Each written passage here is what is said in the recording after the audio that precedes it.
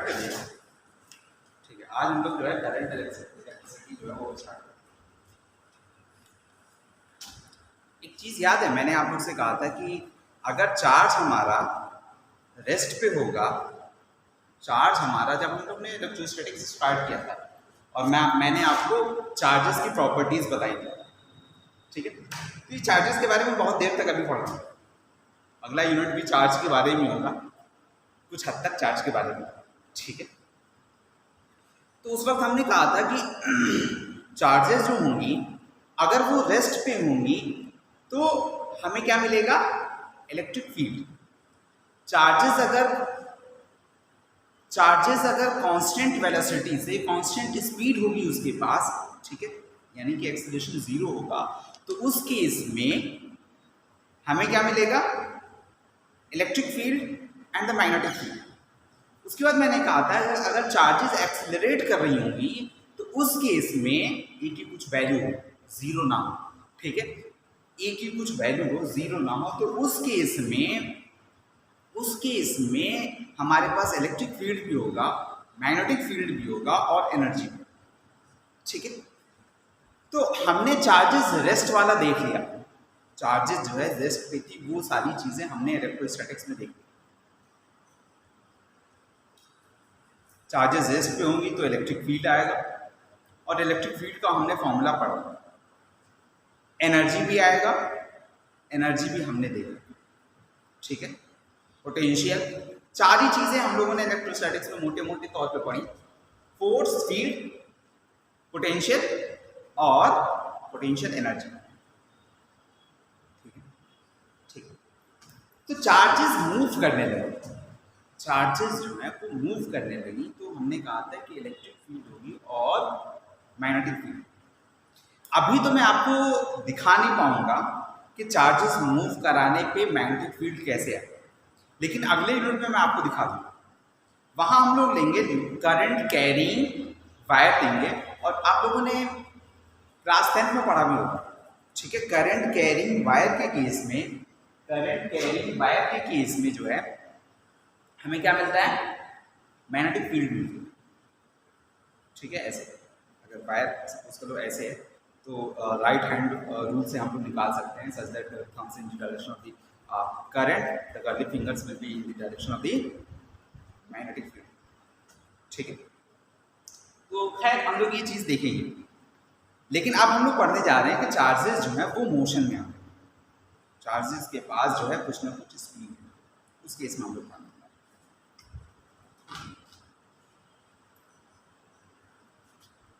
तो चार्जेस जब मूव करती हैं तो ये टर्म हम लोग बहुत ज्यादा यूज करते हैं, करंट। करंट को कैसे डिफाइन किया, इसे आप आई से लिख सकते हैं, स्मॉल आई कैपिटल आई। मैं बताऊंगा कब कैसे कहाँ क्या यूज किया जाएगा।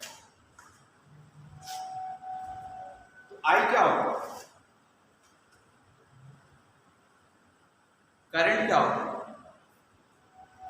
I is equal to dq by dt।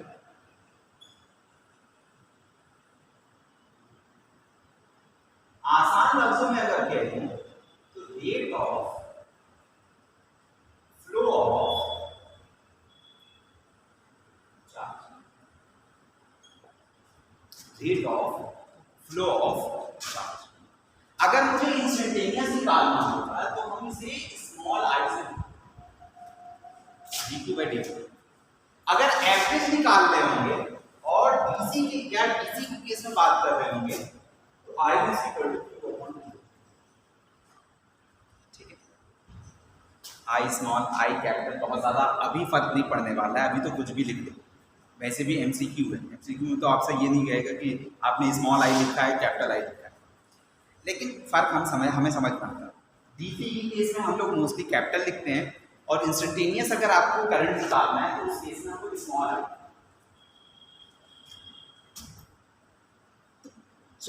Current जो होता है वो चार्ज अपॉन टाइम है, charge upon time, rate of flow of charge. Rate कैसे निकाला जाता है, डिवाइडेड बाय टाइम। तो भाई मैंने यहां पे लिखा, ठीक है, इस टाइम को लिख लो,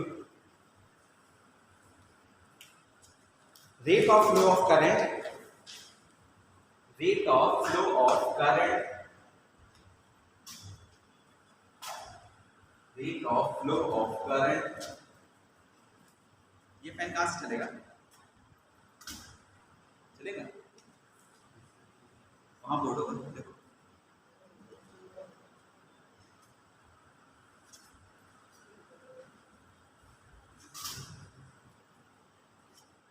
वहां बोर्ड ऑन है, चलो ठीक है।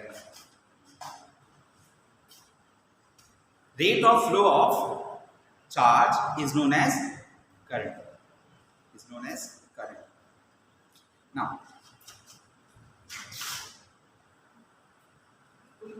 बॉडी है उसमें बहुत ज्यादा इलाज मैंने करा, बहुत ज्यादा जूमिंग करना,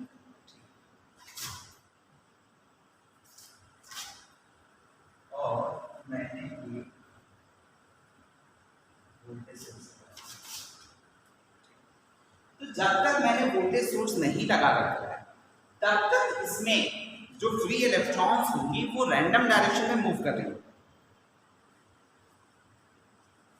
अरे भाई आपके हाथ में कोई कंडक्टर या कुछ भी ले रखा है, भैया कंडक्टर में ज्यादा फ्री इलेक्ट्रॉन्स होती हैं, इंसुलेटर में नेग्लिजिबल होती हैं, ठीक है, ये बात मैंने आपको बताई थी। तो इसमें फ्री इलेक्ट्रॉन्स रैंडम डायरेक्शन में मूव कर रही है। अब रैंडम डायरेक्शन में मूव कर रही है, लेकिन अगर मैं वोल्टेज लगा दूं तो वो वोल्टेज लगेगा इस साइड में, इसकी वजह से इस साइड आएगा, ठीक है, इलेक्ट्रिक फील्ड। अब इलेक्ट्रिक फील्ड इस डायरेक्शन में आया और हमारा जो इलेक्ट्रॉन होता है वो नेगेटिव इन नेचर होता है, तो इसका मूवमेंट किस डायरेक्शन में होगा, इस डायरेक्शन, ठीक है, समझ रहे हो?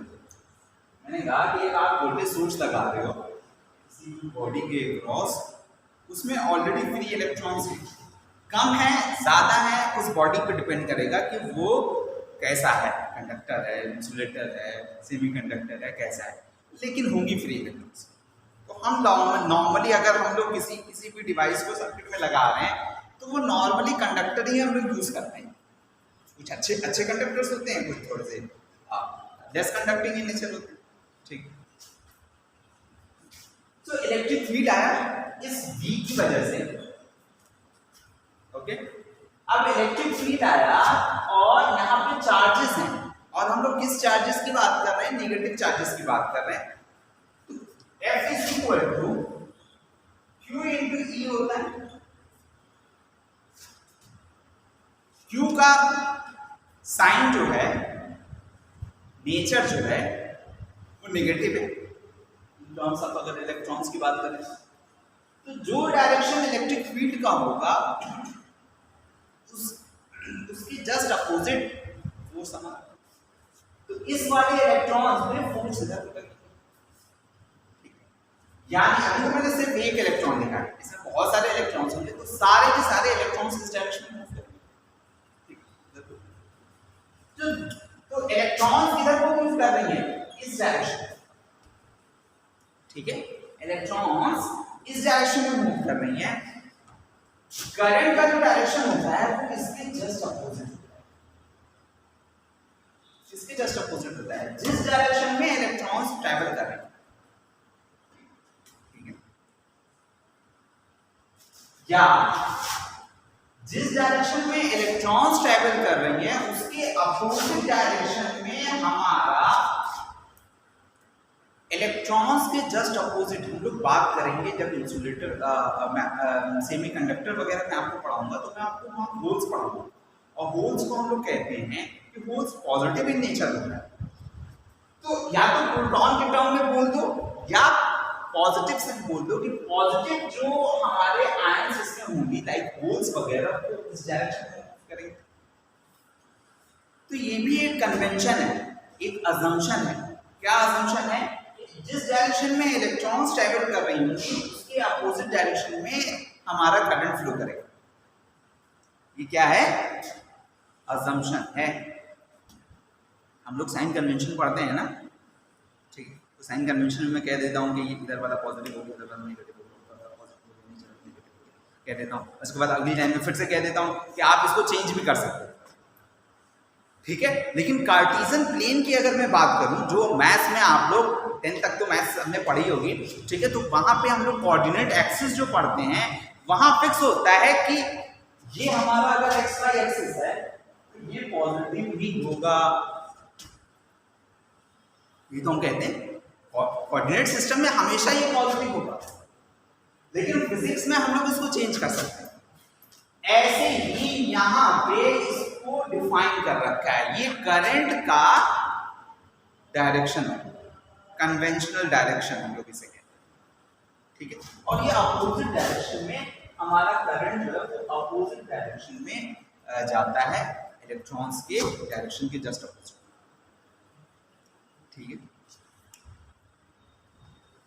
तो current direction 1992, the direction of current, the direction of the current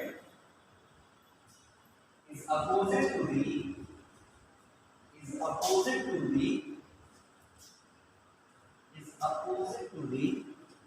the direction of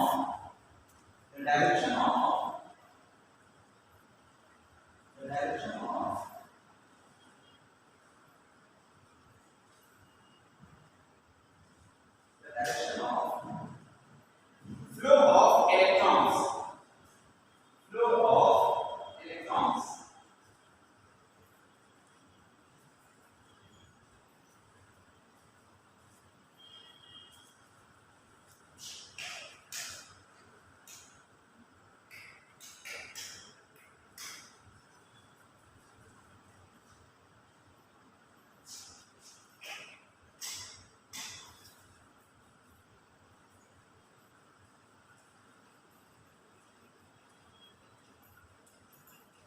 ठीक है।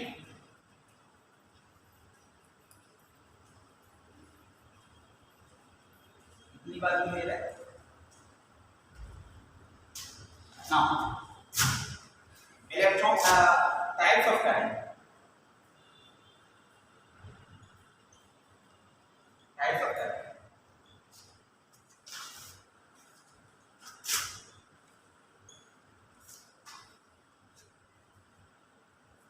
डायरेक्ट करंट डीसी हम लोग कहते हैं, एंड ऑल्टरनेटिंग करंट,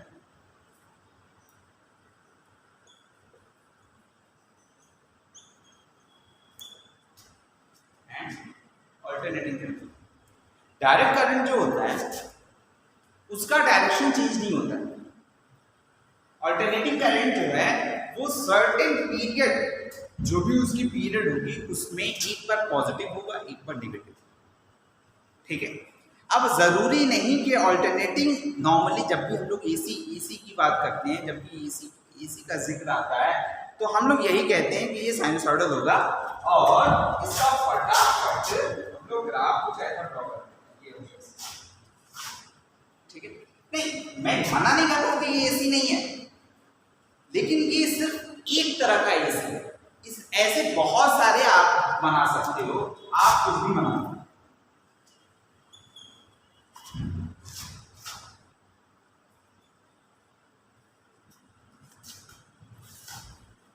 हमें पॉजिटिव चाहिए और निगेटिव चाहिए, बस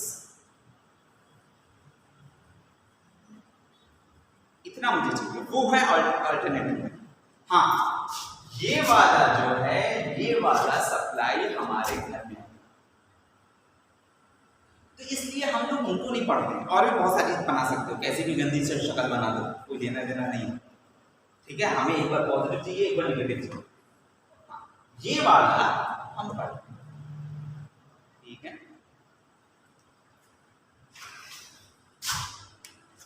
और डीसी करंट का जो ग्राफ होगा वो ऐसे हमेशा और हमेशा पॉजिटिव चलता रहेगा, ठीक है। इसमें कुछ समझाने की जरूरत नहीं है, ये आप समझ सकते हैं, कुछ लिखवाने की भी जरूरत नहीं है।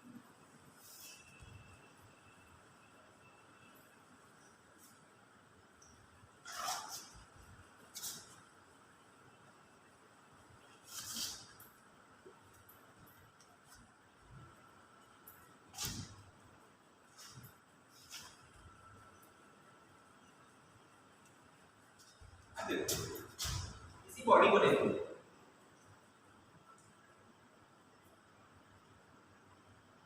वायर दे दिया, उसको मैंने बहुत ज्यादा इलाज कर दिया, ठीक है, बहुत ज्यादा उसको इलाज करके मैं दे दिया। तो इसमें इलेक्ट्रॉन्स होंगे। अगर मैं इसको इलेक्ट्रिक फील्ड में रखूंगा तो एक फोर्स इस डायरेक्शन में लगेगी, ठीक है। हम क्या कहते हैं, F is equal to Q into T, ये कहते हैं, ठीक है।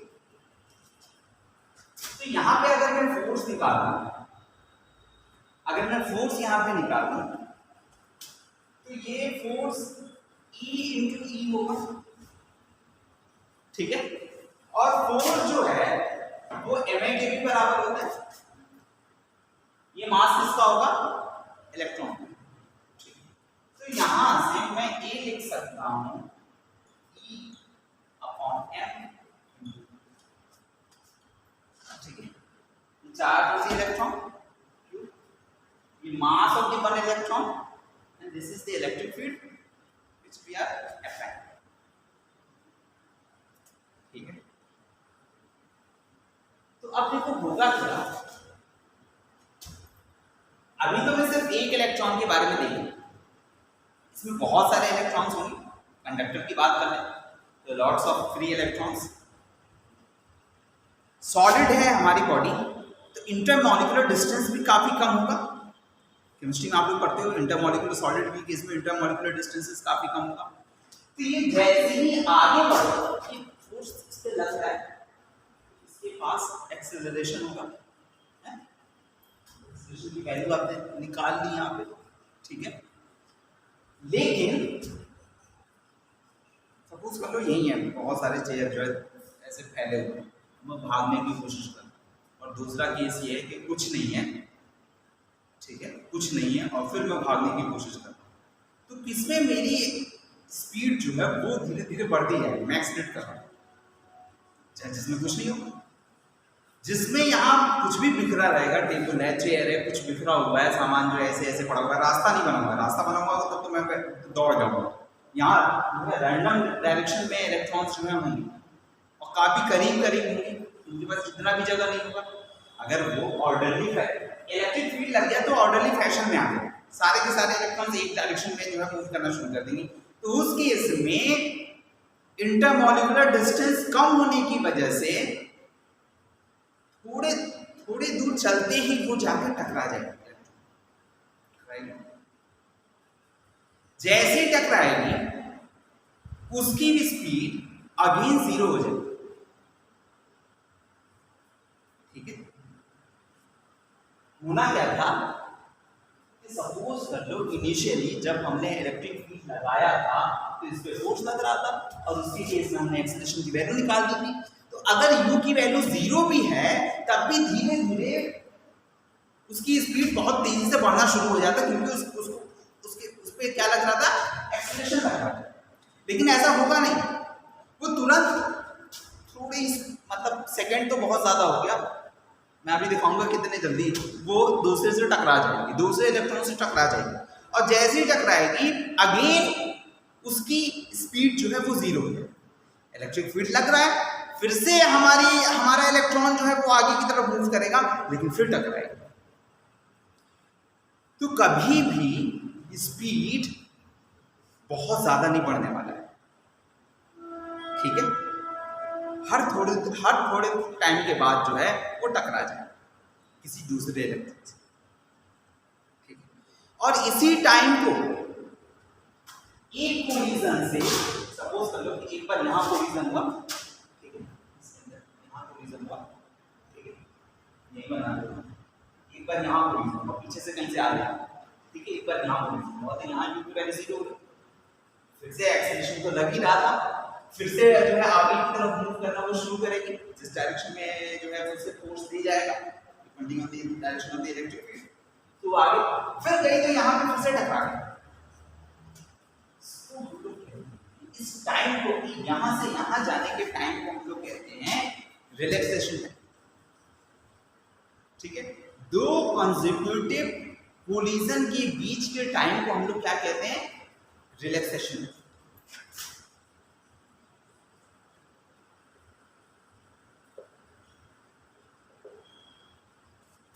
और इस डिस्टेंस को हम लोग कहते हैं मीन फ्री पाथ। यहां से लेके यहां तक, ये बहुत ज्यादा मैंने दिखा दिया है, इतना होता नहीं है, बहुत ही छोटा सा ये पोर्शन होता है, बहुत छोटा सा होता है। अब मैं एक के ऊपर चढ़ा देता तो दिखता क्या, इसलिए मैंने दूर दूर बस दिखाया है, ठीक है। तो जो टाइम लगेगा एक कोलिजन से next collision, just successive collision के बीच जो टाइम लगेगा उसे हम लोग कहते हैं रिलैक्सेशन टाइम। और जो डिस्टेंस ट्रैवल करेगी हमारी इलेक्ट्रॉन जो है एक कोलिजन से दूसरे कोलिजन, जस्ट नेक्स्ट कोलिजन में जो डिस्टेंस ट्रैवल करेगी उसे हम लोग कहते हैं मीन फ्री पाथ, ठीक है। बस नाम ध्यान रखना। इसे हम लोग नॉर्मली टाउ से रिप्रेजेंट कर देते हैं, जिसका कोई हेडेक नहीं है, आप टी से भी लिख सकते हैं, ठीक है।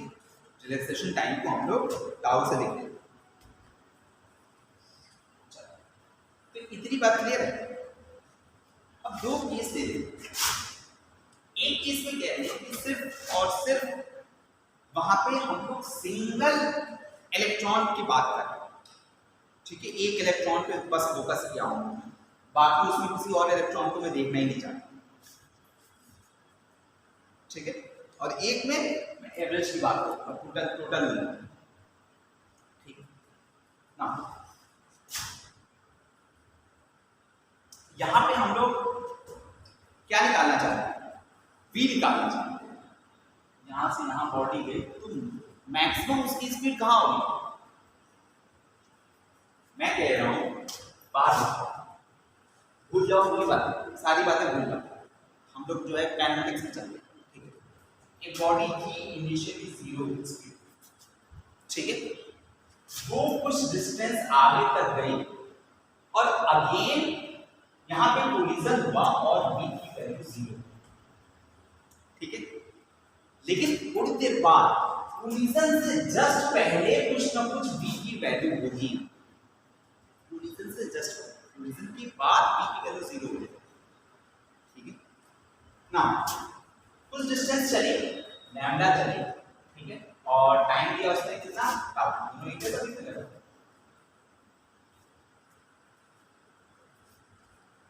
ठीक है। लैम्डा चली, डिस्टेंस चली और टाउ टाइम दिया उसने, ठीक। तो यहां पे मैं v की वैल्यू निकालना चाहता हूं, मैं क्या निकालना चाहता हूं, v की वैल्यू निकालना चाहता हूं, तो निकाल लेते हैं। s is equal to ut plus half s is equal to ut plus half at square.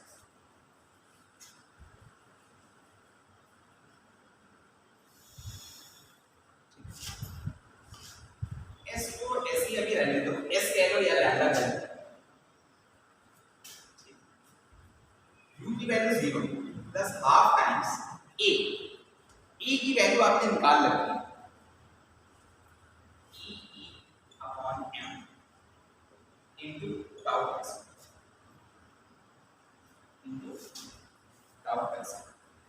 ठीक। इक्वेशन नंबर 1 से नाउ इक्वेशन नंबर 2 हम लोग निकालते हैं vd, अच्छा इनसे निकाल सकते हैं,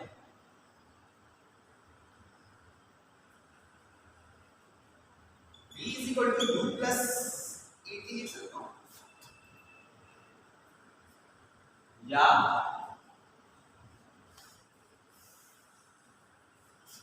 s is equal to s upon d is equal to v लिख सकता हूं मैं, है s की वैल्यू यहां से रख देते हैं, half times e upon m tau का स्क्वायर अपॉन, ठीक है। कॉस करो कितना है, e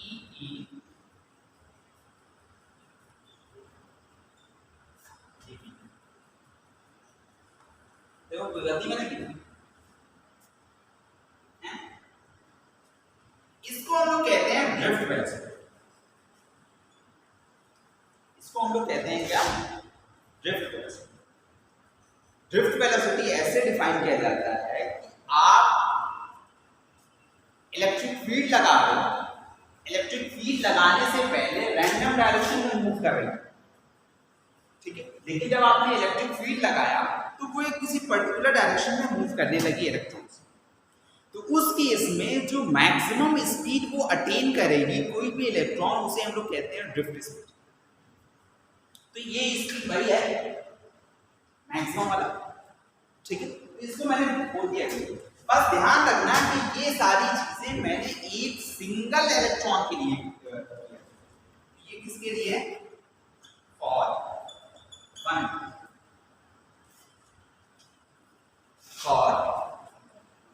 वन इलेक्ट्रॉन।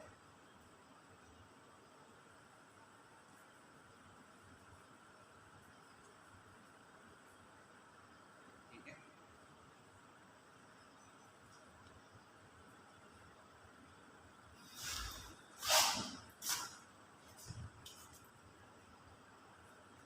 अब सपोज करते हैं हम लोग कि बहुत सारे इलेक्ट्रॉन्स हैं और उस केस में मैं एवरेज वीडी की वैल्यू निकालना चाहता हूँ, ठीक है। बहुत सारे इलेक्ट्रॉन्स हैं और उस केस में मैं एवरेज वी की वैल्यू निकालना चाहता हूँ। तो V is equal to U plus AT लिख सकता हूँ, ठीक है।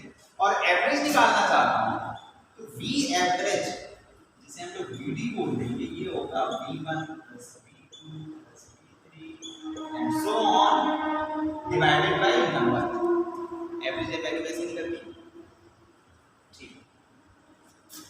तो यानी कि सबके लिए मुझे एक बार ये फॉर्मूला यूज करना है, V1 के लिए, V2 के लिए, V3 के लिए। तो V1 एक बार इलेक्ट्रॉन नंबर 1 के लिए हम लोग यूज करें, तो इसे मैं लिख सकता हूँ U1 प्लस A1। सबके लिए एक्सेलरेशन तो सेम ही होगा, ठीक है। A T को हम लोग टाउ लिख देते हैं plus U2 A tau plus U3 A tau and so on divided by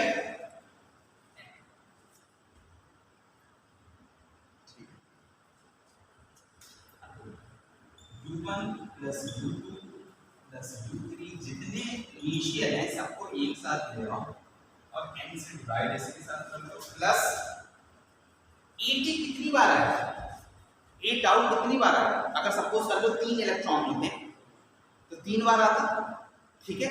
अगर n इलेक्ट्रॉन है तो कितनी बार आएगा, n बार आएगा। तो AT कितनी बार आपको जोड़ना है, n टाइम्स जोड़ना। अगर 3 बार होगा तो 80 कितनी बार आता है, 80 प्लस 80 प्लस 80 380 आता है और n की वैल्यू 3 है तो कितना आ गया, 80 आ गया। अगर n होता n a tau upon n से n, तो यानी कि क्या बचा यहाँ पे, a टाउ। और इनिशियल स्पीड सिंगल के केस में मैंने कहा था कि 0 होगा, ठीक है।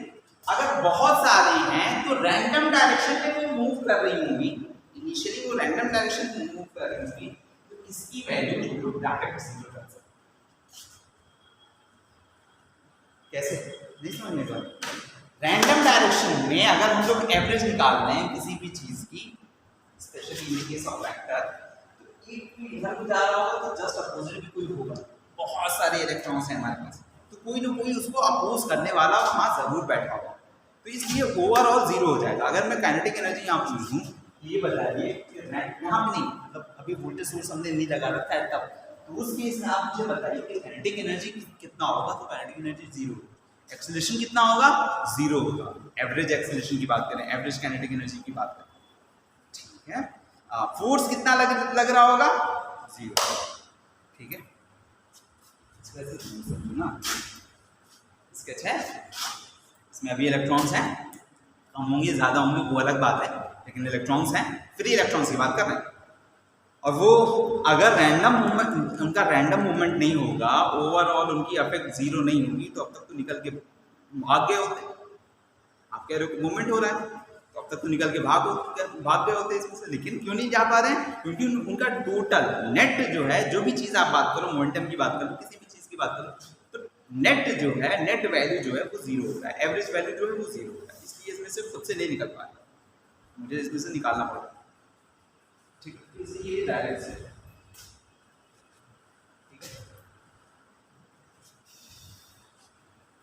तो वीडी की वैल्यू कितनी आ गई?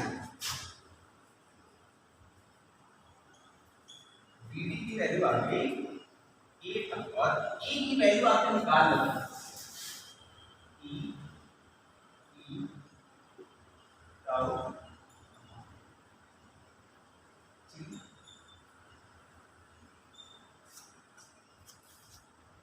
दोनों को देखो, ये हाफ टाइम्स आ रहा है देन की वैल्यू। नॉर्मली हम लोग यही, अरे भाई किसी की जगह एक इलेक्ट्रॉन तो होगा नहीं, बहुत सारे इलेक्ट्रॉन है, तो नॉर्मली हम लोग यही फॉर्मूला यूज करते हैं, कलेक्शन ऑफ इलेक्ट्रॉन्स, और ये फॉर वन इलेक्ट्रॉन।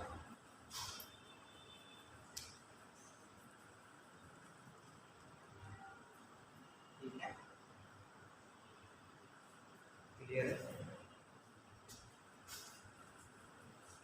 तो ये वाला डायग्राम बना दो और इसको हटा दो, इसको भी हटा दो।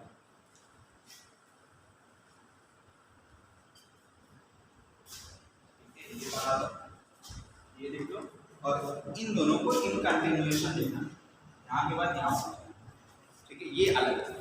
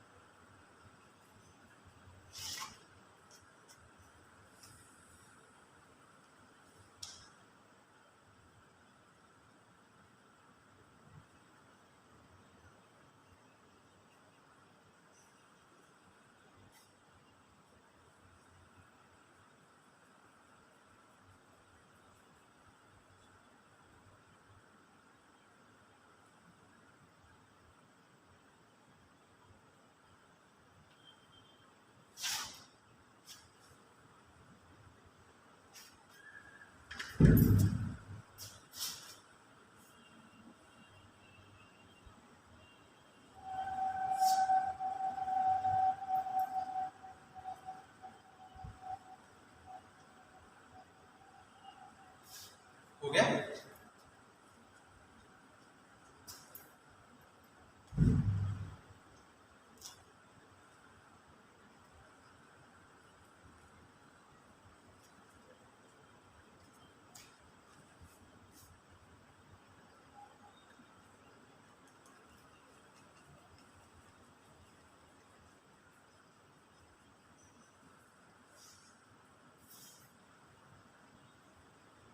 आगे बढ़।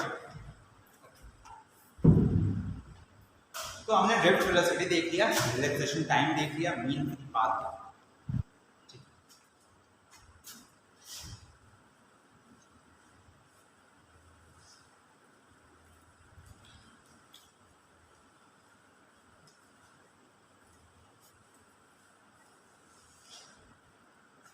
Next topic is magnitude of current. Magnitude of current, तो बेसिकली आई की वैल्यू दूंगा मैं in terms of VD.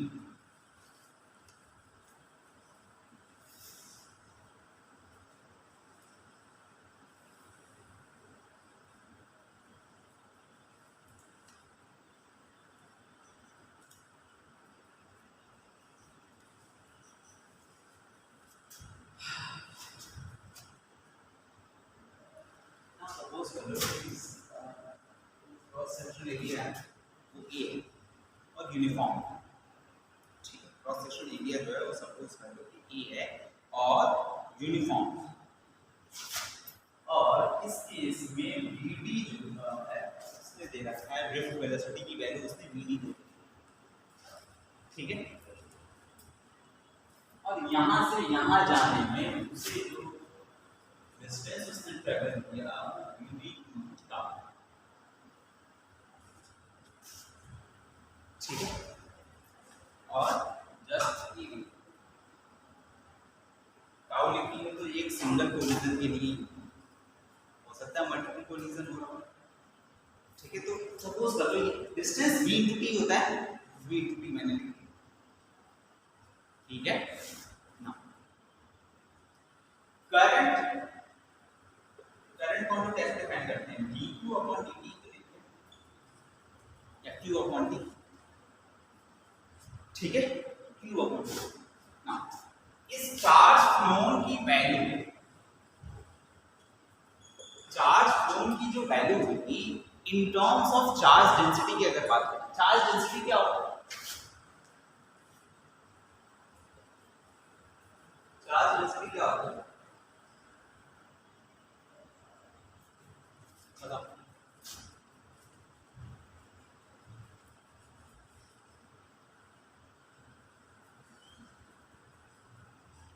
Charge पर यूनिट एरिया, ये देखते हैं आई, ठीक है। अभी मैं आपको देखता हूं, सपोज कर लो कि n number of free electrons per unit volume, n क्या है, charge density, current sorry current density, charge density n upon volume, number of electrons जो भी फ्लो कर रहे हैं डिवाइडेड बाय वॉल्यूम। अगर यहाँ पे मैं फुल वैल्यू निकालूं कि कितना चार्ज फ्लो किया, तो इसे मुझे काय से मल्टीप्लाई करना होगा, वॉल्यूम से मल्टीप्लाई करना होगा, ठीक है। That is a into length, और लेंथ की जगह पे मैं क्या लिख सकता हूं, vt इनटू t लिख सकता हूं। t को इधर ले आओ तो charge phloem per unit time हो जाएगा, तो I को मैं लिख सकता हूं n a v t, n a v t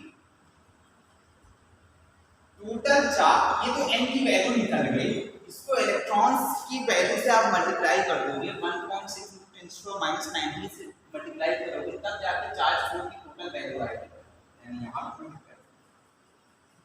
Q is equal to n ही पढ़ा करते थे, वही है। बस यहाँ पे मैंने Q is equal to N में जब लिखता था तो इसको मैं कहता था कि ये इंटीजर है, इसको मैं कहता था कि इंटीजर है। इस केस में जो n डिफाइन किया गया है वो चार्ज डेंसिटी डिफाइन किया, ठीक है। इस केस में जो n डिफाइन किया गया है वो चार्ज डेंसिटी डिफाइन किया गया है, जो कि चार्ज पर यूनिट वॉल्यूम होगा, Q अपॉन V, ऐसा डिफाइन करते हैं। तो ये इतना पोर्शन चार्ज हो गया, और ये हमने Q से उसको E से मल्टीप्लाई कर दिया, तो Q is equal to N है। आपको दोनों साइड टाइम से डिवाइड कर दो तो करंट मिलता है, तो I is equal to current की वैल्यू जो आई वो I is equal to n a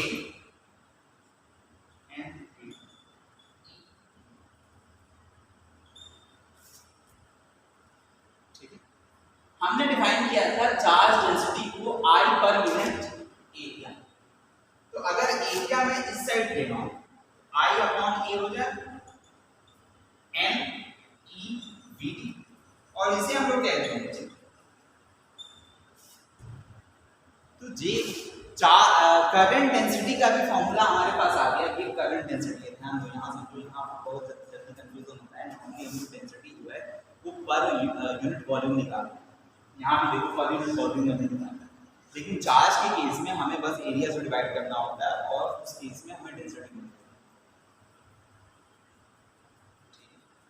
charge के केस में हमें सिर्फ और सिर्फ एरिया से मल्टीप्लाई एरिया से डिवाइड करना होगा और उस केस में हमें चार्ज डेंसिटी, ठीक है।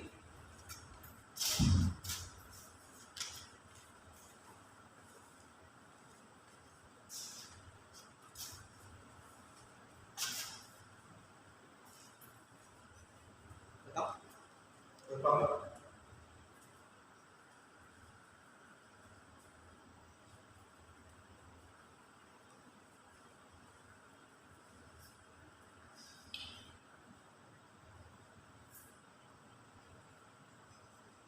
अगर मैं सिर्फ इतना देखूं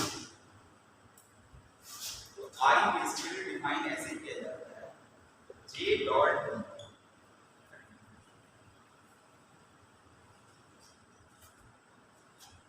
ठीक है। इसी को मैंने अगर डिफरेंशिएशन के इंटीग्रेशन के टर्म में लिखना है तो ये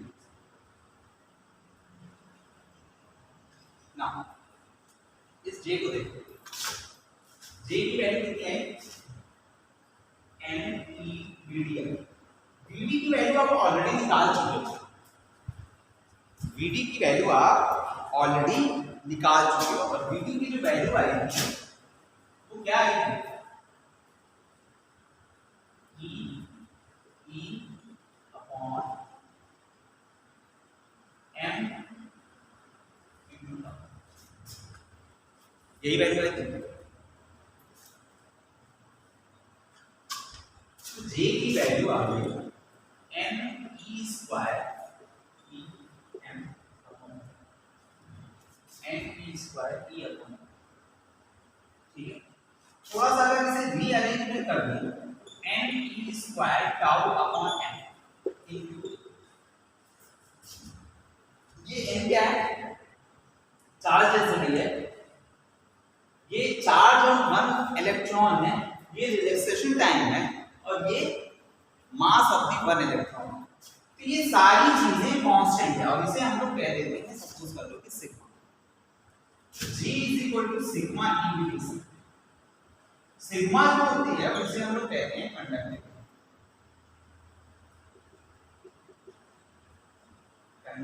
कंडक्टिविटी।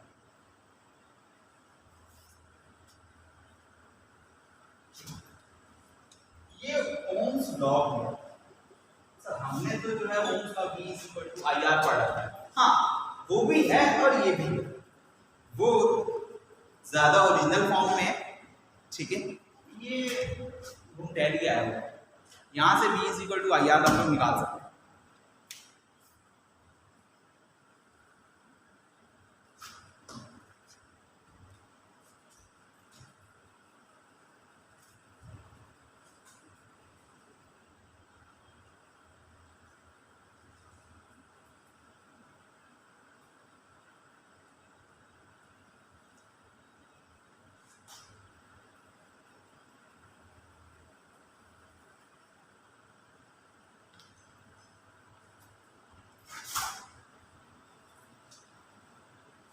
करंट डेंसिटी जो है वो वेक्टर क्वांटिटी होती है, करंट डेंसिटी वेक्टर क्वांटिटी होती है। एरो बना दो,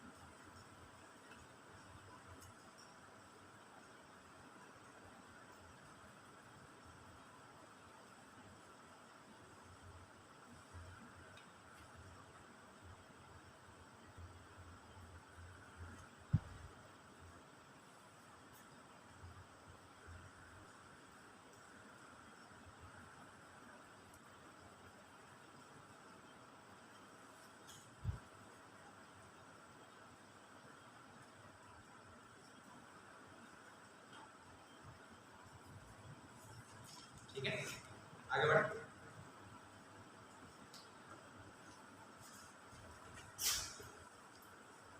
अब आओ v इक्वल टू r यार निकाल के देखते हैं यहां से आता है कि नहीं।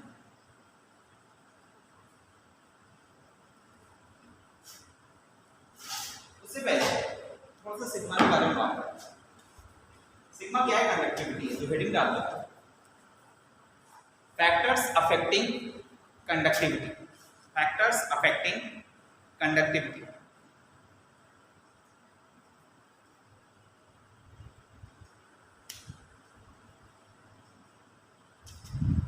रेजिस्टिविटी का, रेजिस्टिविटी आपने पढ़ा था, तो कंडक्टिविटी का inverse 1 upon sigma is equal to rho, that is resistivity. ठीक है, अभी दिखाऊंगा मैं। तो दो चीजों पे कंडक्टिविटी डिपेंड करती है। एक material, nature of the material, ठीक है, और दूसरा टेम्परेचर।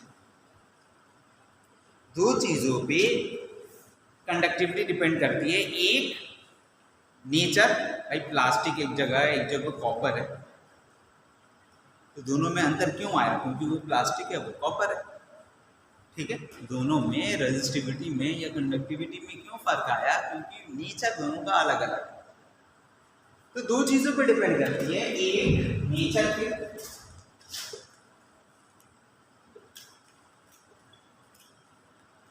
नेचर ऑफ मटेरियल,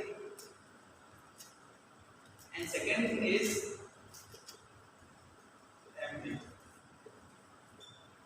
इस टेम्परेचर को हम लोग डिटेल में डिस्कस करेंगे।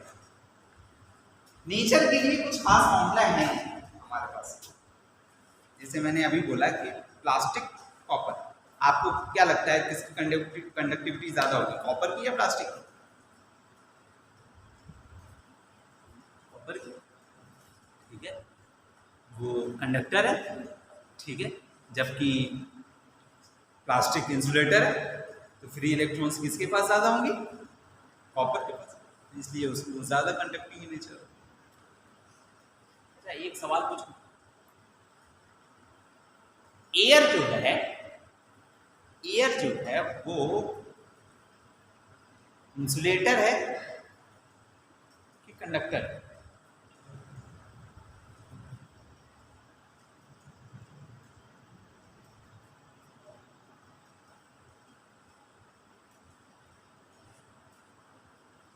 वर्स्ट इंसुलेटर, इससे कोई गंदा इंसुलेटर नहीं हो सकता। ठीक है, I mean least conducting in nature है एयर। लेकिन आप एयर को भी कंडक्टिंग इन नेचर कर सकते हैं। ठीक है, तो नॉर्मली हम लोग कभी भी इंसुलेटर और कंडक्टर के टर्म में बात नहीं करते हैं। हम लोग रेजिस्टेंस की टर्म में बात करते हैं कि इसका रेजिस्टेंस कम है, इसका रेजिस्टेंस ज़्यादा है। ठीक है, ये बात मैंने क्या बोल दी, गलत बोल दी क्या? कि जो है मैंने बोला कि, क्या बोला मैंने बोला, ध्यान से सुनना। ठीक है, क्वेश्चन आ भी सकता है, नहीं भी आ सकता है, लेकिन हमेशा ये आपको परेशान करेगा। मैंने कहा कि एयर जो है वो वर्स्ट कंडक्टर है, लेकिन वर्स्ट इंसुलेटर है, सबसे गंदा इंसुलेटर है, सबसे ज़्यादा इसकी रेजिस्टेंस की वैल्यू होती है।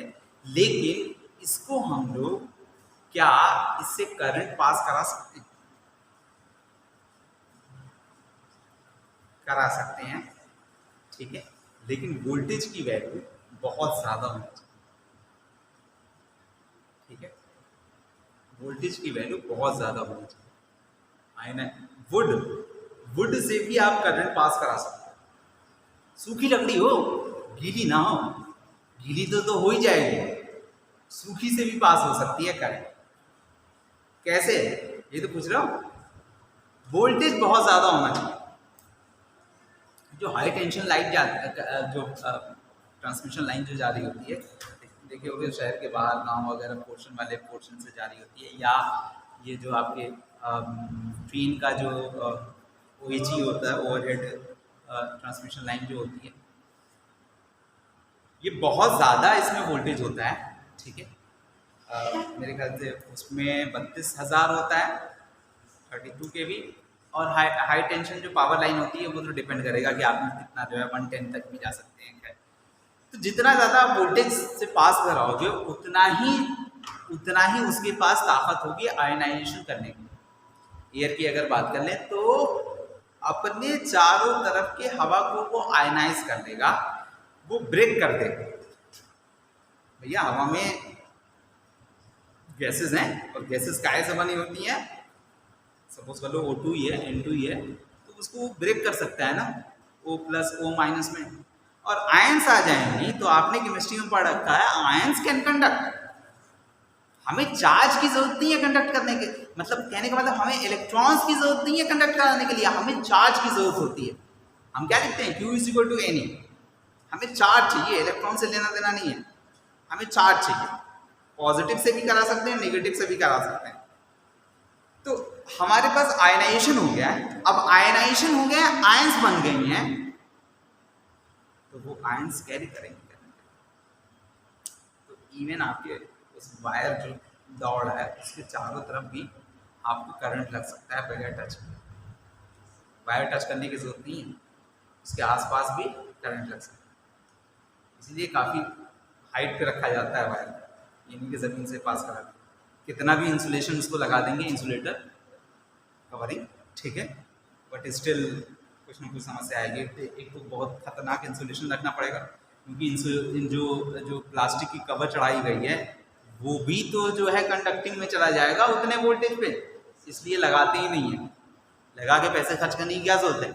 एक काम करते हैं, इसे हाइट पे रखते हैं कि कोई मज़े मज़े में टच ना करे, ठीक है। कोई टच करने की पे आ गया तो चढ़ के टच कर ले, उसका मन ही कर रहा है कि ना भैया ना, उसका तो मैं कुछ इलाज कर नहीं सकता हूँ, ठीक है।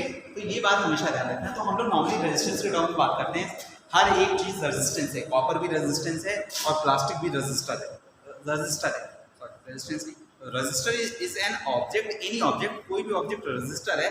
और बहुत ध्यान से सुनना मैं क्या बोल रहा हूँ, क्योंकि अगर आप ध्यान से नहीं सुनोगे तो आपको लगेगा कि मैं गलत बोल रहा हूँ, मैं गलती से बोल गया। नहीं, मैं गलती से नहीं, मैंने बोला, मैंने एकदम सोच समझ के बोला। हर ऑब्जेक्ट जो है वो क्या है, रजिस्टर है। हर ऑब्जेक्ट क्या है, रजिस्टर है। अब किसी के रेजिस्टेंस की वैल्यू कम होती है, किसी के रेजिस्टेंस की वैल्यू ज्यादा होती है। जिसकी वैल्यू कम होती है उसे हम लोग कहते हैं कि ये कंडक्टर है, जिसकी वैल्यू ज्यादा होती है उसे हम लोग कहते हैं इंसुलेटर। लेकिन सारी चीजें क्या हैं, रजिस्टर हैं।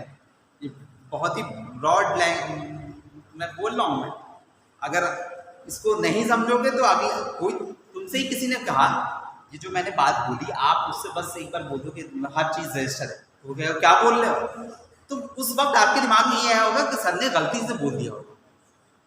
लेकिन नहीं, गलती से नहीं बोल रहा हूँ, इसलिए मैं इस बात को फोकस कर रहा हूँ कि गलती से नहीं बोल रहा, सारी चीजें रजिस्टर है। किसी के पास कम होता है, किसी के पास ज्यादा होता है। जिसके पास कम होता है उसे हम लोग कहते हैं कंडक्टर, और जिसके पास रेजिस्टेंस की वैल्यू ज्यादा होती है उसे हम लोग क्या कहते हैं, इंसुलेटर। ठीक है,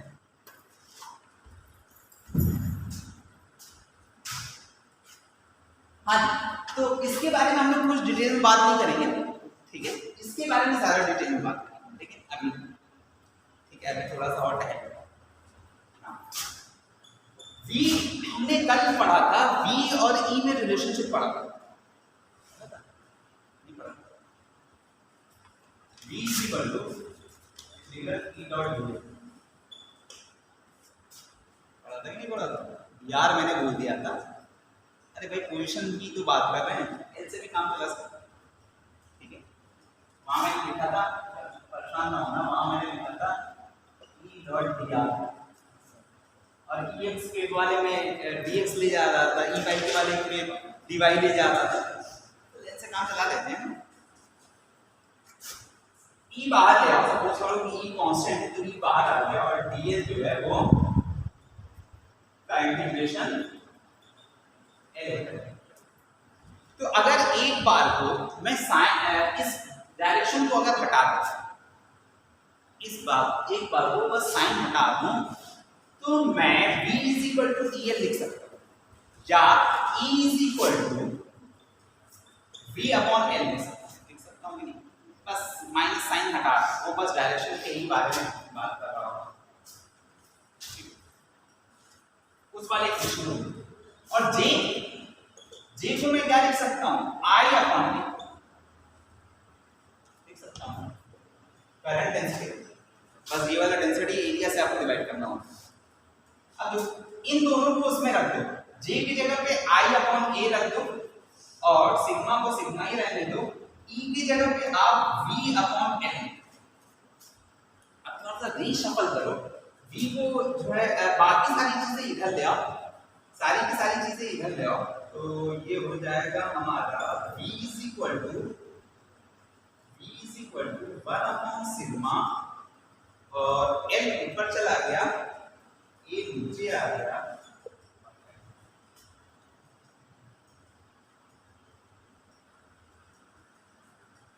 ठीक है। ये जो चीज है इसी को हम लोग कहते हैं R, resistance. V is equal to IR। अब तो ये ओम्स लॉ नजर आ रहा है, गुड। हाँ, इस पे फोकस करते हैं। इसको मैंने R बोला, R is equal to 1 upon sigma L upon A, 1 upon sigma L upon A। इस 1 अपॉन सिग्मा को हम लोग रो कहते हैं। रो जो होती है वो रेजिस्टिविटी होती है। अगेन रेजिस्टिविटी इन्हीं दोनों चीजों पर डिपेंड करती है। कंडक्टिविटी भाई इनवर्स ही तो कर रहे हैं, कंडक्टिविटी को हम लोग इनवर्स करके कह रहे हैं कि ये रेजिस्टिविटी है। तो जो जिन चीजों पे कंडक्टिविटी डिपेंड करेगी उन्हीं चीजों पे हमारा रेजिस्टिविटी भी डिपेंड करेगा, ठीक है। तो R is equal to rho L, ये भी फॉर्मूला आपने देखा है, ठीक है। अब देखो R जो है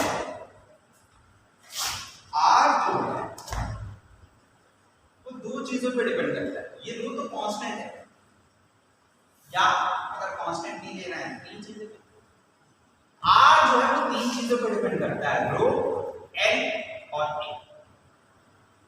रो जो है वो दो चीजों पे डिपेंड करती है, एक नेचर पे और दूसरा टेम्परेचर।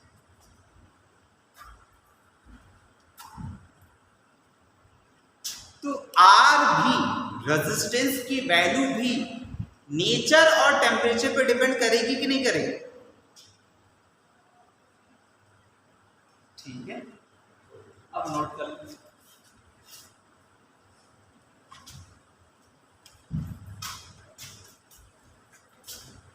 मेरे ख्याल से यहां कहीं तक आपने नोट कर लिया, फिर यहां से नोट करना, फिर इधर आ जाना।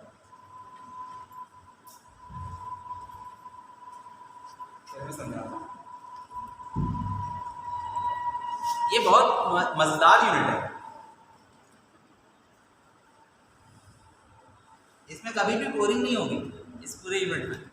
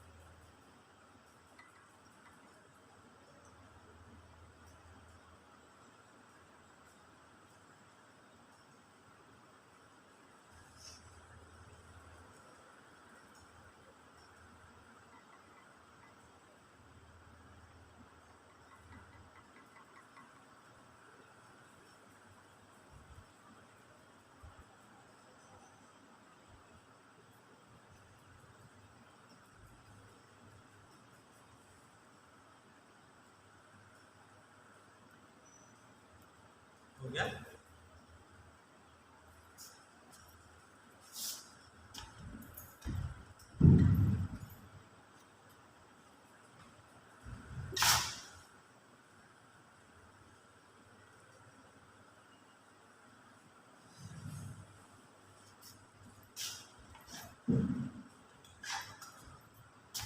मैंने कहा था कि जो रो है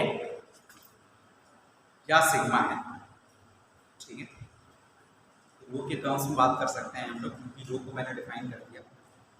तो रो जो है वो दो चीजों पर डिपेंड करता है, एक नेचर है, एक टेम्परेचर है। नेचर के लिए कोई फॉर्मूला नहीं है, और टेम्परेचर के केस में मैंने बोला था कि इसके बारे में हम लोग बात करेंगे, ठीक है। तो देखो, rho is equal to rho naught times one empirical formula है, कोई डेरिवेशन वगैरह नहीं, डेरिवेशन कर सकते हैं लेकिन जरूरत नहीं, अल्फा डेल्टा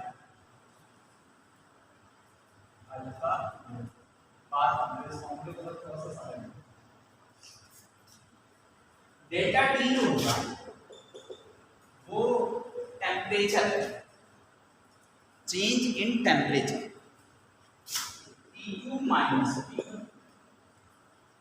अल्फा को भी देखने थोड़ी देर में, इसे अच्छा लगे तो आप 2 और 1, ठीक है, रो नॉट की जगह पे 2 और 1। कहने का मतलब इस टेम्परेचर T2 पे जो रेजिस्टिविटी होगी उसे हम लोग रो2 कहेंगे, और T1 टेम्परेचर पे उस बॉडी की जो रेजिस्टिविटी होगी उसे हम लोग रो1, ठीक है। ऐसा समझना ना, 30 डिग्री पे जो रेजिस्टिविटी है उसने दे रखा है कि 30 डिग्री पे जो रेजिस्टिविटी है वो इतना है, तो वहां पे रो1 की वैल्यू जो उसने दे रखी है और T1 की वैल्यू 30 डिग्री सेल्सियस, और ये केल्विन में दे रखा है तो केल्विन में लिखो, और रो2 की जो वैल्यू दे रखी है वो T2 ऐसे सपोज करो, तो समझ गए, वो लैंग्वेज में बोलेगा या तो इसको निकालने को कह रहा होगा, ठीक है। तो ऐसा वो कुछ दे, तो रो2 और रो1 समझ गया, कोई भी बड़ा कोई भी छोटा हो सकता है, बस आपको ध्यान रखना है टेम्परेचर पे आप 2 ले रहे हो, वहां भी यहां पर ना। एक जो चीज इसमें है वो अल्फा है, ये होती है टेम्परेचर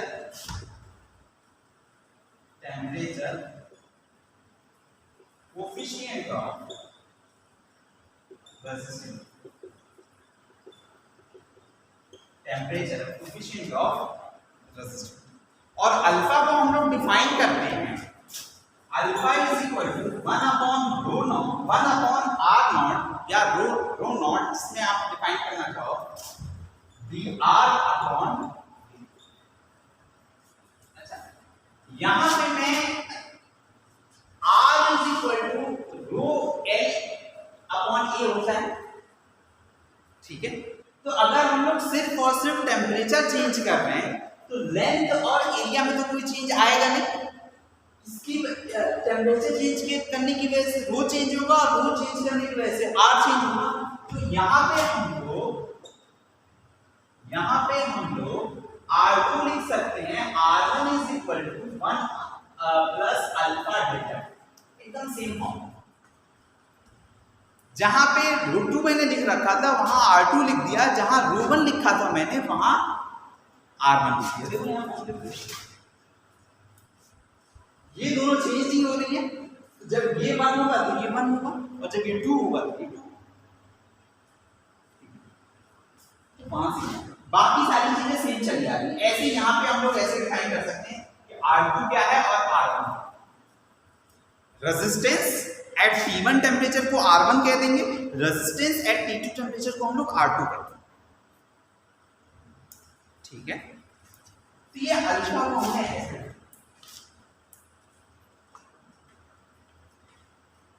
ये वाला फॉर्मूला का यूज करेंगे, वो वाला फॉर्मूला का यूज करेंगे। अल्फा की वैल्यू अगर कांस्टेंट दी हो ना, अल्फा की वैल्यू कांस्टेंट दी हो, अल्फा की वैल्यू 0.000 समथिंग दे रखी है, बहुत छोटी वैल्यू होती है नॉर्मली, तो ये यूज करो, ठीक है। ये भी यूज कर सकते हो, ये जनरल ये भी यूज कर सकते हो, लेकिन वो जल्दी से हो जाएगा उससे क्वेश्चन। और अल्फा की value in terms of temperature दे रखा है, अल्फा फंक्शन दे रखा उसने, तो उस केस में ये यूज कर, मैं क्वेश्चन करा दूंगा। ठीक है, अब बात सुनो, अल्फा एक कोई कांस्टेंट है, ठीक है, ये कोई कांस्टेंट है, तो उस केस में अल्फा की वैल्यू पॉजिटिव भी हो सकती है, नेगेटिव भी हो सकती है और जीरो भी हो सकती है। कांस्टेंट वैल्यू है तो तीनों पॉसिबिलिटी है, पॉजिटिव, नेगेटिव, अल्फा की वैल्यू पॉजिटिव। अगर अल्फा की वैल्यू पॉजिटिव होगी और आप टेम्परेचर बढ़ा रहे हो तो रो की वैल्यू और आर की वैल्यू दोनों बढ़ेगी। ठीक है, इसी फॉर्मूले से मैं दिखा सकता हूं। ठीक है, अपने को जरूरत नहीं है टाइम क्या पड़ा। अल्फा की वैल्यू अगर निगेटिव है तो टेम्परेचर इंक्रीज करने में रो की वैल्यू डिक्रीज होगी और आर की वैल्यू भी डिक्रीज। अल्फा की वैल्यू अगर जीरो है तो टेम्परेचर चाहे इंक्रीज कर लो चाहे डिक्रीज कर लो, रो और आर कांस्टेंट।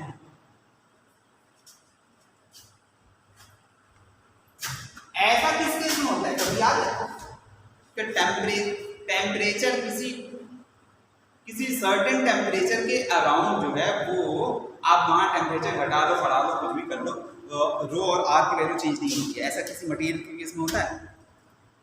सुपर कंडक्टर के केस में होता है। कब होता है सुपर कंडक्टर के केस में? टीसी समझते हो, क्रिटिकल टेम्परेचर।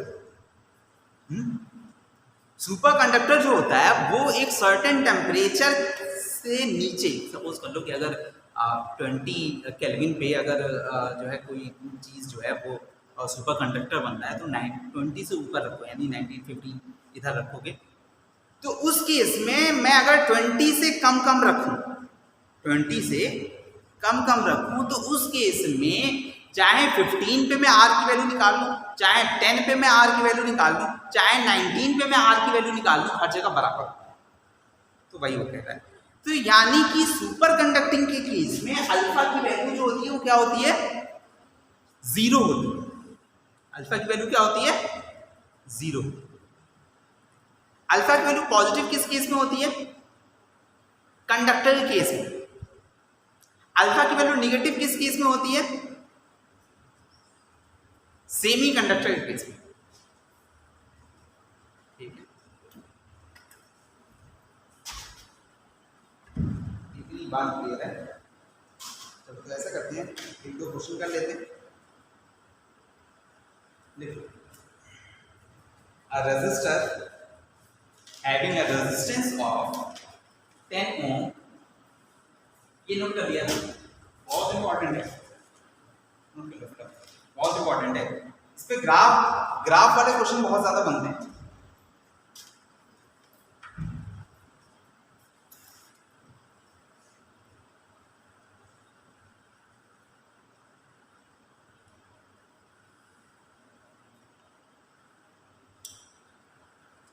ऊपर वाले दोनों फॉर्मूले को भी डिब्बे में रख लेना। ठीक है, rho two is equal to rho one times 1 plus alpha delta T और R two is equal to R one times 1 plus alpha delta. इन दोनों को आपको याद रखना है।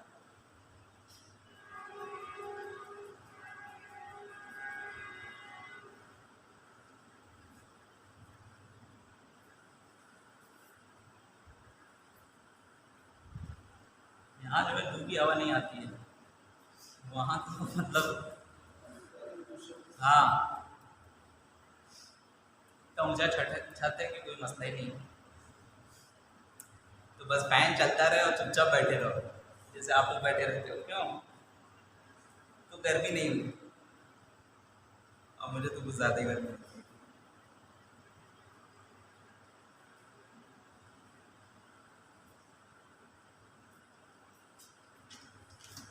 हो गया नोट?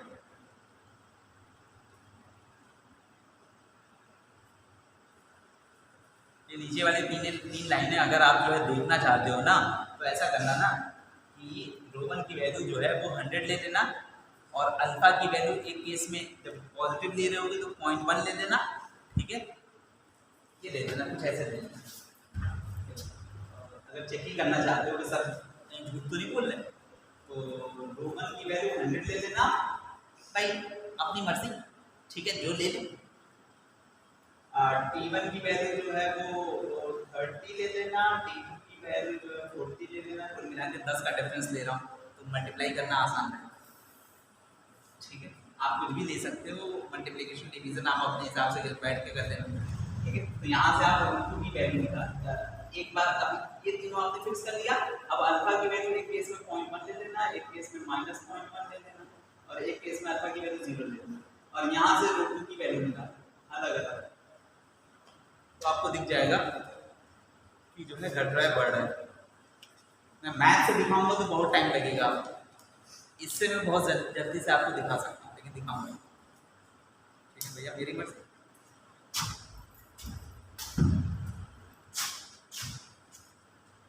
हाँ, क्वेश्चन दिखाओ।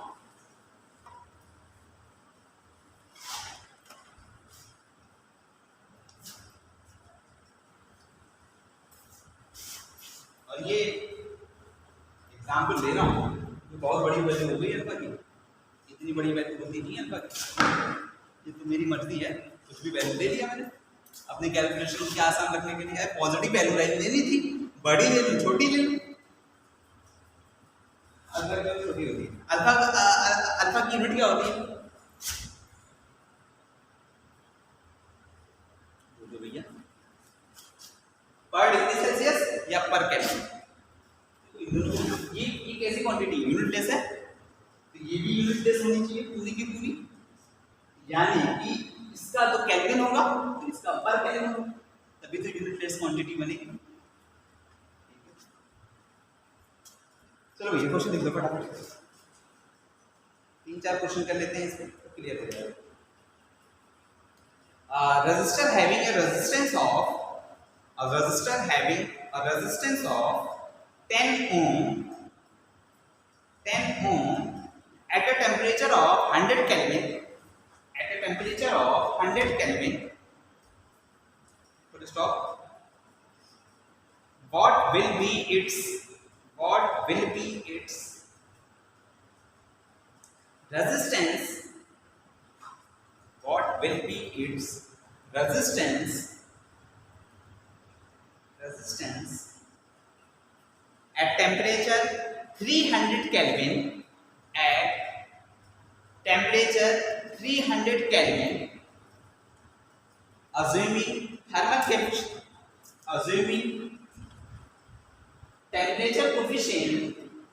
assuming temperature coefficient of resistivity is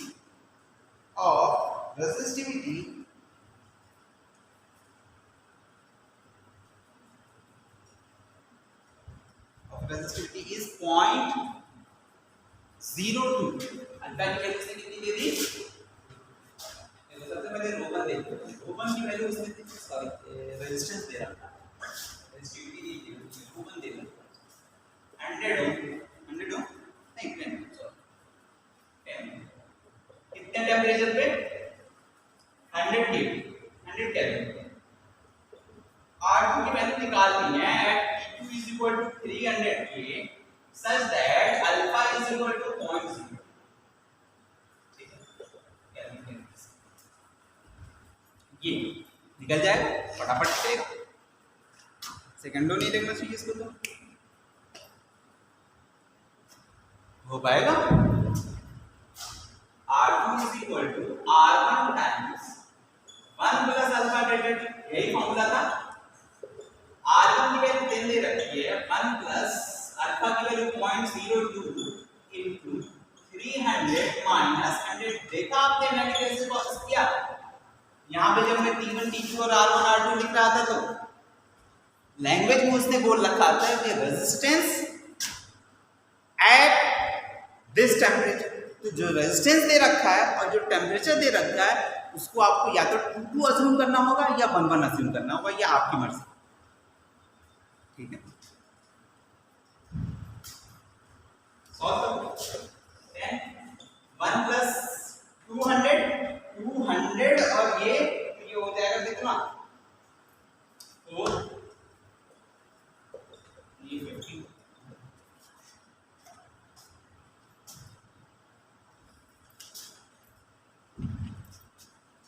है।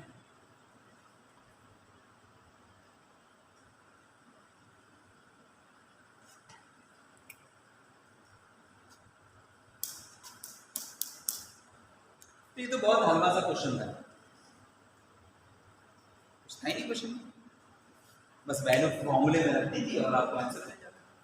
अब थोड़ा सा आपसे मजे ले लो, ठीक है। A resistor is having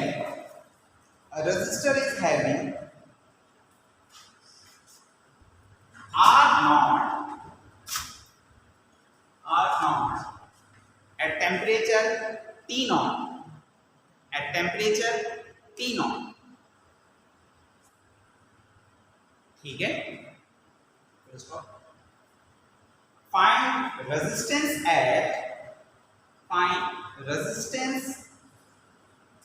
at temperature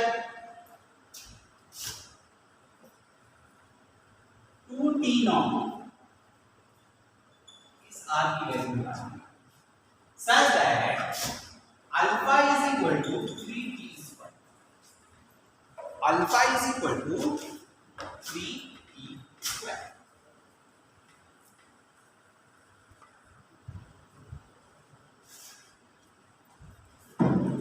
अब इसमें रखने लगते हैं, अल्फा जो है वो अब कांस्टेंट नहीं, तो हम लोग को ये यूज करते हैं, ठीक है। अब हम लोग को ये फॉर्मूला यूज करते हैं, alpha is equal to 1 upon r naught dr upon d, ये फॉर्मूला है। r नॉट कांस्टेंट है तो r नॉट को इधर ले जाओ और dt को भी इधर ले, तो अल्फा टाइम्स नहीं, अच्छा ये तो अल्फा की जगह पे क्या लिख सकते हो आप, 3t स्क्वायर इनटू dt, ठीक है। और ये r नॉट ऐसे हो सकता है कि नहीं हो सकता, अल्फा की जगह पे मैंने 3t स्क्वायर रख दिया, r नॉट को इधर ले गया और dt को भी इधर ले गया, तो r not alpha times dt और dr इधर बचा, दोनों साइड से ले गए। अब यहां जो है हमें किसके रिस्पेक्ट में इंडिकेट करना है, टेम्परेचर के रिस्पेक्ट में, और टेम्परेचर कहां से कहां है, T नॉट से 2T नॉट, ठीक है। रेजिस्टेंस की वैल्यू कहां से कहां है, R नॉट से R निकालना, तो R ही रहता है, R नॉट से R निकालना है। इतनी बात में किसी को प्रॉब्लम, R नॉट और 3 दोनों कांस्टेंट है, तो ये बाहर आ जाएगा इंटीग्रेशन,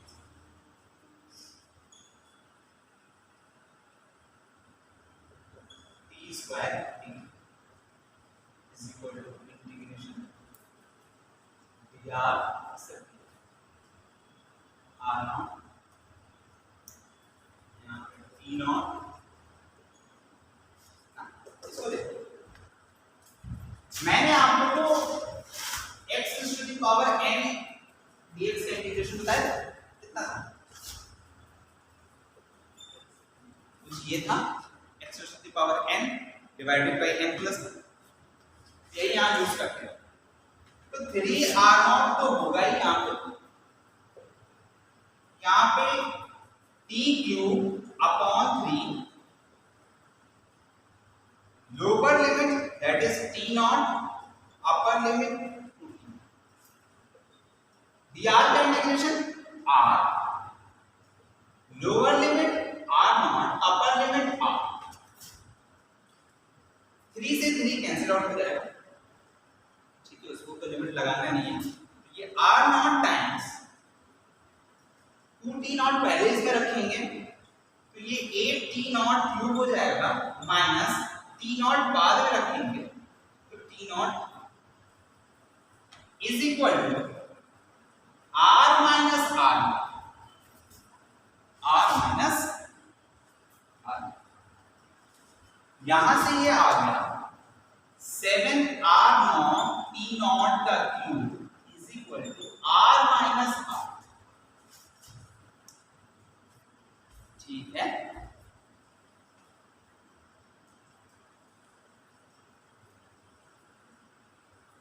क्लियर है।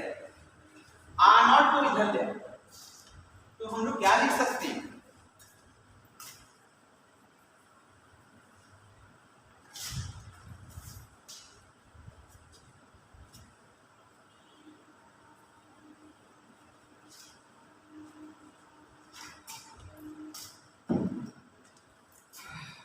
r0 को इधर ले जाओगे तो ये माइनस के साथ है तो इधर प्लस हो जाएगा। r is equal to r0 plus 7r0 t0 का क्यूब, r0 कॉमन ले लो 1 प्लस 7 t0 r की वैल्यू निकल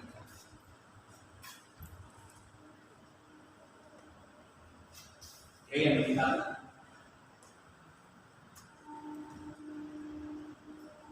देखो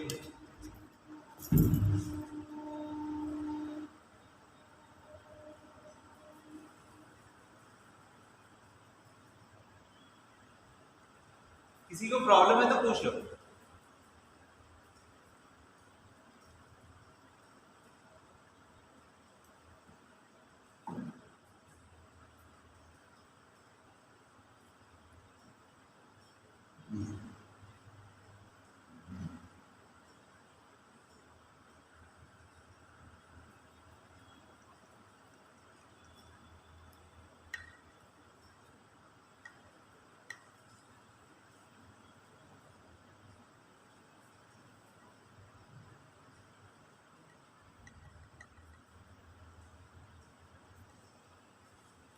पूछना है कुछ?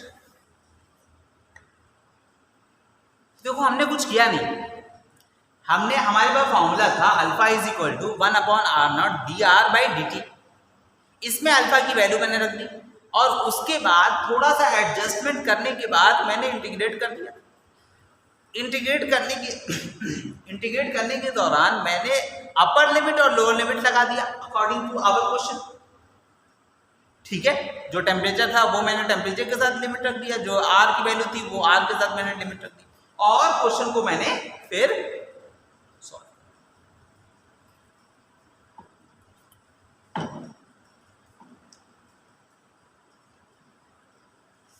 तो इतना भी लंबा नहीं था। हाँ, डायरेक्ट फॉर्मूले पुट करने वाले क्वेश्चन से, जो कि पिछला क्वेश्चन हमने जो किया था उससे थोड़ा सा लेंदी था और सिर्फ एक चीज एक्स्ट्रा यूज की गई है यहाँ पे, इंटीग्रेशन, और कुछ नहीं एक्स्ट्रा यूज किया।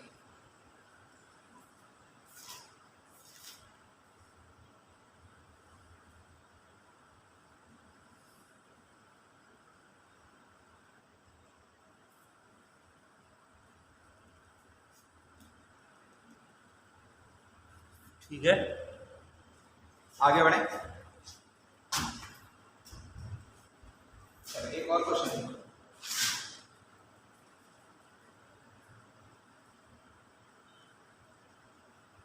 a resistance 10 ohm, a resistance of 10 ohm is stretched खींचा गया, stretched to double its length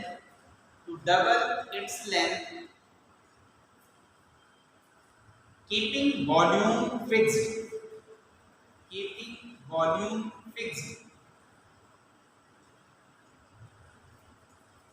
let's go. Find new resistance, find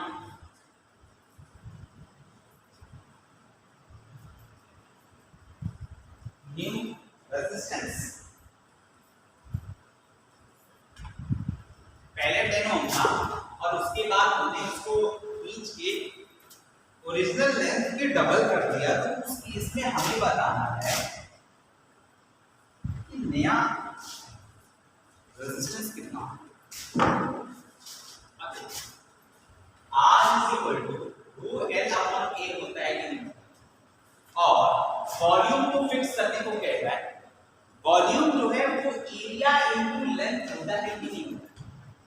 अगर मैं e की वैल्यू यहां से निकाल लूं तो v अपॉन l होगा कि नहीं होगा? यानी कि r a की जगह पे v अपॉन l रखो। ये v याद रखना है, ये वॉल्यूम है। कभी आप वोल्टेज के साथ कंफ्यूज हो जाए, सब कुछ यहाँ काम जो है करंट और उसमें चल रहा है। Rho L volume upon length, ठीक है ना? ये कांस्टेंट है, ये भी कांस्टेंट है, तो इतने को आप हटा दो तो r इज directly proportional to length square हो जाएगा, ठीक है? लेंथ को वो क्या कर रहा है? 2 टाइम्स कर रहा है, लेंथ को 2 टाइम्स कर रहा है, तो r जो है वो कितने टाइम्स बढ़ जाएगा? 4 टाइम्स। तो यानी r डैश की वैल्यू जो होगी वो पुराने वाले r के 4 टाइम्स होगी, और पुराना वाला r कितना है? 10, ठीक है। आज के लिए इतना ही रखते हैं,